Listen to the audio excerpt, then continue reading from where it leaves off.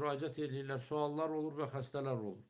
Hamı da şikayət edir bu xaya nahiyəsinin, qışların arasının tərləməsindən, xayalarda olan qaşınmadan, bəzən də bunun məsələn müalicə vaxtı bunun qaşınmanın yayılmasından. İndi bunun detallarını xırdalayaq. Nəyə görə xayalar nahiyəsi çox tərləyir? Nəyə görə? Əvvəla bunu deyək. Bu xayaların tərləməsi təbii prosesdir. Əgər şəxs qalın geyinirsə, düzgün olmayan alt paltarı geyinirsə, sintetik paltarlardan istifadə eləyirsə, çox oturaq həyat sürürsə, bu zaman xayaların tərləməsi və tərləmənin artması təbiidir. Nəyə görə? Çünki xayalarda temperatur normalda 35 dərəcə olmalıdır. Onları çox ört-basdır elədikdə, orada hava dövr eləmədikdə, xaya ətrafında, istər-istəməz orada qızma yaranır. Bu nəticəsində xayalar başlayır çox tərləsin ki, oradakı temperaturu salsın. Bədənin təbii reaksiyasıdır. Və bu da belə insanlar, piylənməsi olan adamlara da aid, ən çox kök olan adamlara, amma arıq olan adamlarda da bu müşahidə olunur. Və belə hallarda görürsən ki, şəxslərdə əvvəl tərləmədən şikayət edirlər, sonra qaşınma olur. Qaşınmanın olmağı nə ilə bağlıdır? Ora göbələyin və mikrobun düşməsi ilə, yəni harada ki, münbit şərait var, yaxşı şərait var, elə yerlərə adətən mikrob və göbələk düşür. Və bu göbələk mikrob prosesi də araşdırır, qaşınmanı artırır. Nəticədə bu xəstələrdə, bu insanlarda narahatçılıqlar yaranır.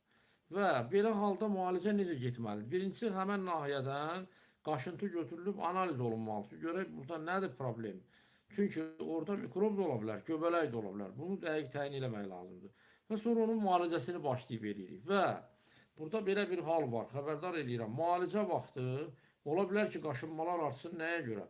Çünki göbələk xəstəliklərində belə bir hal var.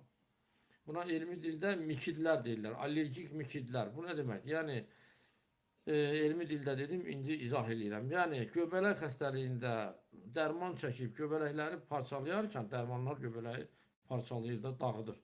Bu zaman göbələk hüceyrələrində olan möhtəviyyat, yəni göbələyin içindəki möhtəviyyat tökülür dəriyə və oradan sorulur kapilyarlara, damarlara və insana allergiya verir. Yəni, onun içində zəhərli maddələr var. Və xəstə də elə başa düşür ki, bu nəsə buna düzgün olunmadı müalicə, yəni pis oldu, yəni belə bir. Sonra insanlarda belə bir təsəvvür var ki, göbələk xəstəliyi varsa antibiotik qəbul eləmək olmaz. Bu tam da belə deyil.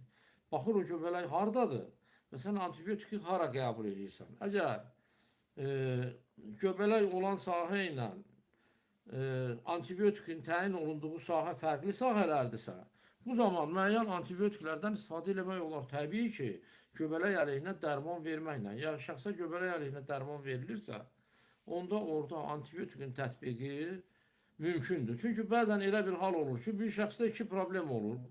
Və bunların ikisində müalicə eləmir. Həm göbələk xəstəliyi var, həm də xroniki prostatit var.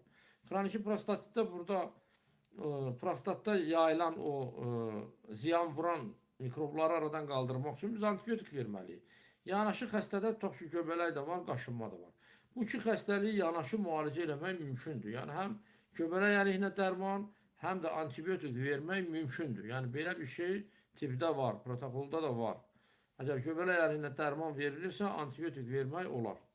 O, belə bir şeydir. Ona görə belə hallar olanda, yəni, həkimi başa düşün. Bilin ki, yəni, bu proses ona görə baş verir ki, həmən o parçalanan göbələk allergiya verir.